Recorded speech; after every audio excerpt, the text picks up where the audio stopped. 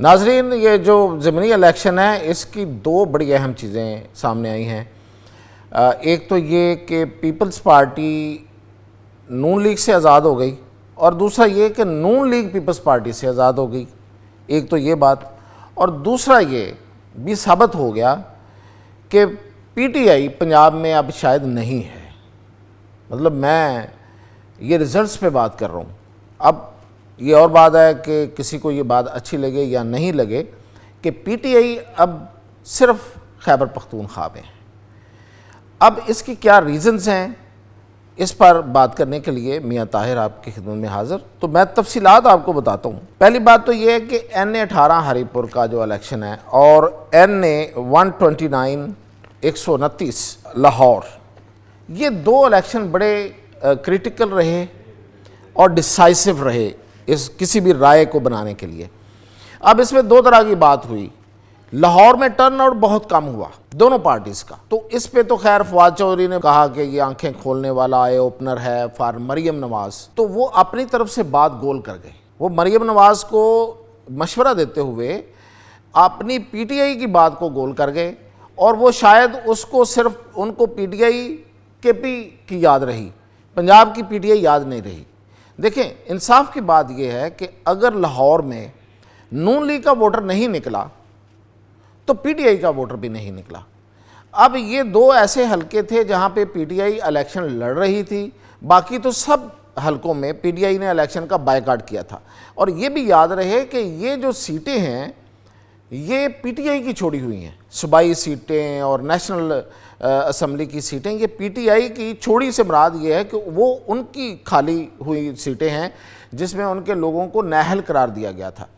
اب یہاں ان الیکشنز میں دو تین چیزیں اور بھی ثابت ہوتی ہیں کہ جو لوگ جنہوں نے عدم اعتماد میں نون لیگ کا اور حکومت کا اور اسٹیبلشمنٹ کا ساتھ دیا تھا، ان کا بھی کوئی بلا نہیں ہوا سوائے ایک راجہ ریاض کی۔ راجہ ریاض کے بیٹے کو سیٹ مل گئی، لیکن نواب شیر وزیر کو سیٹ نہیں مل سکی، اس لیے کہ ان کو ٹکٹ نہیں ملا۔ اور ان کو ٹکٹ کیوں نہیں ملا؟ کہ وہ پچھلی دفعہ لوز کر گئے تھے۔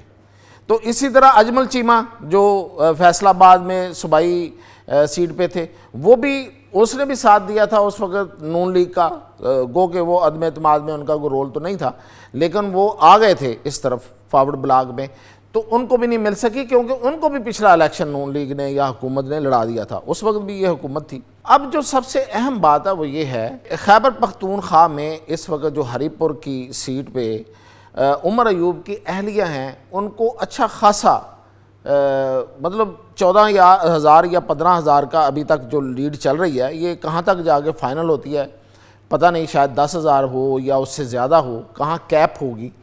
لیکن وہاں پہ اس وقت ایک بہت بڑا انریسٹ ہے، اور پی ٹی آئی فل فلیج احتجاج میں ہے، وزیر اعلیٰ سمیت اور عمر ایوب سمیت۔ اب وہ جو بھی کریں وہ ان کا رائٹ ہے، وہ اس پہ احتجاج کریں گے، لیکن ایک بات طے ہو گئی ہے کہ وہ حلقے کی آواز پی ٹی آئی کے ساتھ نہیں ہے۔ اب میں اس کا مطلب یہ نہیں ہے کہ خیبر پختونخوا میں پی ٹی آئی جو ہے وہ اب جیتنے کی پوزیشن میں نہیں رہی۔ دیکھیں، یہ حلقہ ٹو حلقہ چیزیں ڈیفرنٹ ہو جاتی ہیں، اور خاص طور پہ عمر ایوب کی اس سیٹ اور اوورال ایوب خان کی فیملی کے بارے میں یہ وہاں پہ مشہور ہے کہ وہ کام نہیں کرواتے ہیں، وہ لوگوں سے نہیں ملتے ہیں، وہ لوگوں کے مسائل کو حل نہیں کرتے ہیں۔ یہ بابر نواز خان جو ہیں، یہ تھوڑے عرصے کے لیے ایک دفعہ ایم این اے بنے تھے، تو انہوں نے ڈھیر کام وہاں کروائے تھے، تو لوگوں کو وہ یاد ہے۔ اور ویسے بھی ہری پور، مانسیرا اور یہ پورا جو ہزارہ ڈویژن ہے جسے ہندکو ایریا کہتے ہیں، یہ ٹریڈیشنلی بھی نون لیگ کا ہی رہا ہے۔ اب یہ چونکہ پی ٹی آئی کی ایک لہر آئی اور اس میں خاص طور پہ پورا ملک ہی بہہ گیا تھا، اور کے پی تو ٹھیک ٹھاک اس میں آئی، لیکن کے پی میں یہ جو سیٹ ہے اس کی تو میں نے آپ کو ڈائنامکس بتا دی۔ ادروائز بھی جو ہزارہ کی، اگر مطلب مجھے تو آج تک سمجھ نہیں آئی کہ نواز شریف کیسے ہار گئے مانسیرا سے۔ مطلب میں یہ نہیں کہتا کہ نواز شریف جو ہے وہ ہار نہیں سکتے، لاہور سے ہار سکتے ہیں لیکن مانسیرا سے نہیں ہار سکتے۔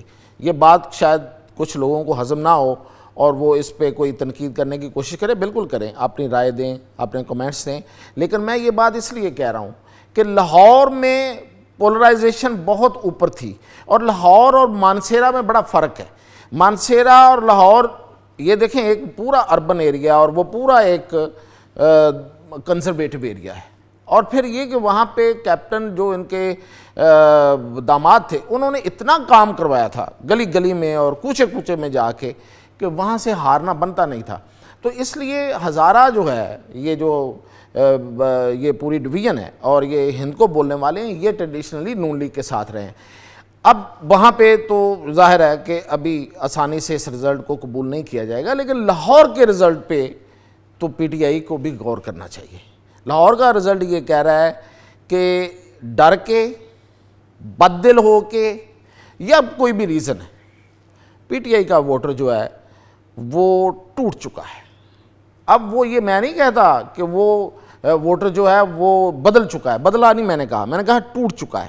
یعنی کہ یا تو وہ بد دل ہے اپنی قیادت کی وجہ سے، قیادت سے مراد کہ عمران خان کے بعد جو تنظیم سازی رہی ہے اور جو لوگوں کا سلوک رہا ہے اور جس طریقے سے پنجاب کی قیادت جو ہے وہ عمران خان کے لیے باہر نہیں نکل سکی اور کچھ نہیں کیا انہوں نے.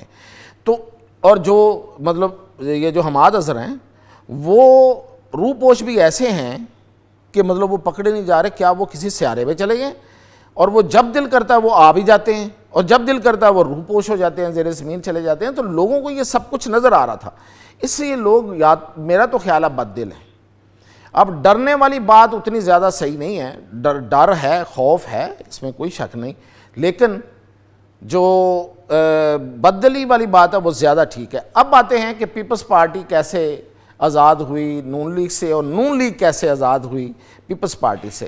وہ ایسے ہوئی ہے کہ پیپلز پارٹی کو یہاں اس الیکشن میں صرف ایک پی پی کی سیٹ ملی ہے. وہ اس کی کہتے ہیں کہ ٹریڈیشنل ہے، آئی ڈونٹ نو کیسے ملی ہے، مل گئی ہے بہرحال. وہ بھی ایک صوبائی سیٹ ملی ہے. نون لیگ جو نون لیگ ہے وہ ساری سیٹیں لے گئی اس کے علاوہ. اب نون لیگ کے پاس 126 پہلے قومی اسمبلی میں سیٹیں تھیں. اب ان 6 سیٹوں کے آنے کے بعد 6 قومی اسمبلی کی نون لیگ کے پاس ہو گئی ہیں 132. اب 132 میں اگر کمپوزیشن وہی رہتی ہے، یعنی کہ اس میں ایم کیم 22 ہیں، کاف لیگ 5 ہیں، استحکام پاکستان 4 ہیں، آزاد امیدوار 4 ہیں، باپ پارٹی 1 ہے، ضیاء پارٹی 1 ہے، نیشنل پارٹی 1 ہے. تو یہ بنتے 170 ووٹ اب ان کے پاس ہیں. یعنی کہ پیپلز پارٹی ساتھ دے یا نہ دے، نون لیگ ہے اب وہ اس کے پاس سادہ اکثریت باقی جماعتوں کے ساتھ موجود ہے، تو اسے پیپلز پارٹی کی ضرورت نہیں ہے. اس طرح سے نون لیگ جو ہے وہ پیپلز پارٹی سے آزاد ہو گئی. اب پیپلز پارٹی نون لیگ سے کیسے آزاد ہو گئی؟ اس کو تو کچھ نہیں ملا. وہ ایسے آزاد ہو گئی کہ اب وہ اپوزیشن کی سیاست کر سکتی ہے. اور میں سمجھتا ہوں کہ سیاسی لحاظ سے پیپلز پارٹی اس وقت زیادہ بہتر پوزیشن میں چلی گئی ہے، کیونکہ اگلے آنے والے چیلنجز جو ہمیں نظر آ رہے ہیں، میں اب ان کا نام نہیں لے رہا فی الحال ان چیلنجز کا، اس میں پیپلز پارٹی اگر سیاست کرنا چاہے تو بڑی آسانی سے کر سکتی ہے، اپوزیشن کی سیاست کر سکتی ہے اور اپوزیشن پارٹیز کے ساتھ مل کے. اور اگر وہ اپوزیشن کی سیاست کرتی ہے تو پھر بڑی مشکل پیدا ہو سکتی ہے. تو اب پیپلز پارٹی جو ہے وہ کیا فیصلہ کرتی ہے کہ وہ حکومت کے ساتھ رہے گی جبکہ حکومت کو اس کی ضرورت نہیں ہے، یا وہ اپوزیشن کی سیاست کرے گی. تو وہ بہت مشکل سیاست تو ہے، فائدہ مند بھی ہے. یہ تھی اب تک کی اپڈیٹ.